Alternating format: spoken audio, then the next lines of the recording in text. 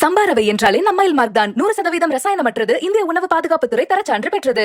அதிமுக எம்எல்ஏக்கள் கூட்டத்தில் முன்னாள் அமைச்சர் செங்கோட்டையன் கலந்து கொள்ளாத நிலையில் அவரது செயல் அநாகரிகமானது என்று முன்னாள் அமைச்சர் வைகை செல்வன் கூறியதையும் அதற்கு அமமுக பொதுச் செயலாளர் டிடிவி தினகரன் கூறிய கருத்துக்களையும் பார்க்கலாம். சபாநாயகரை சட்டமன்ற உறுப்பினர் சந்திப்பது வழக்கம். 6-7 சட்டமன்ற உறுப்பினர் அதிமுகவை சார்ந்தவர் சந்தித்தோம். என்னுடைய தொகுதியிலே சுற்றுச்சூழல் பாதிக்கிற ஒரு சூழ்நிலை ஏற்படுகிற போது அதற்கான ஒரு கவன ஈர்ப்பு தீர்மானத்தை கொடுப்பதற்காக சென்றேன். சுற்றுச்சூழல் அமைச்சரும் அங்கே வந்தார்கள். அந்த கடிதத்தை அவரிடத்திலே கொடுத்திருக்கிறேன். இதுதான் நடைபெற்ற ஒன்று.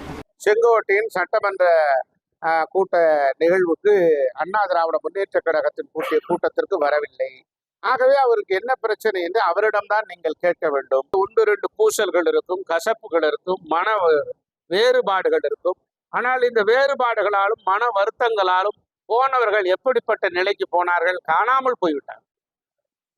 ஆக பிரச்சனை சொந்த அண்ணன் தம்பிகளுக்குள் பிரச்சனை என்று சொன்னால் பேசி தீர்க்க வேண்டும். உங்களுக்கு என்ன பிரச்சனையோ பொதுச் செயலாளர் சந்திக்க வேண்டும். அதை விடுத்து பொது வெளியில் இப்படி நடந்து கொள்வது அநாகரிகமான செயல். 90% தொண்டர்களும் நிர்வாகிகளும் அம்மாவின் இயக்கம் பலப்பட வேண்டும், அதற்கான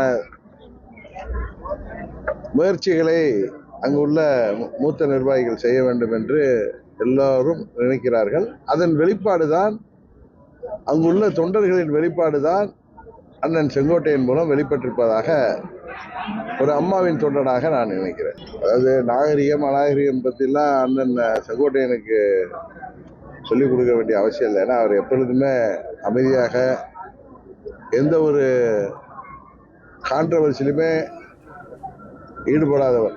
சம்பாரவை என்றாலே நம்மைல் மார்க் தான். 100% ரசாயனமற்றது. இந்திய உணவு பாதுகாப்புத்துறை தரச்சான்று பெற்றது.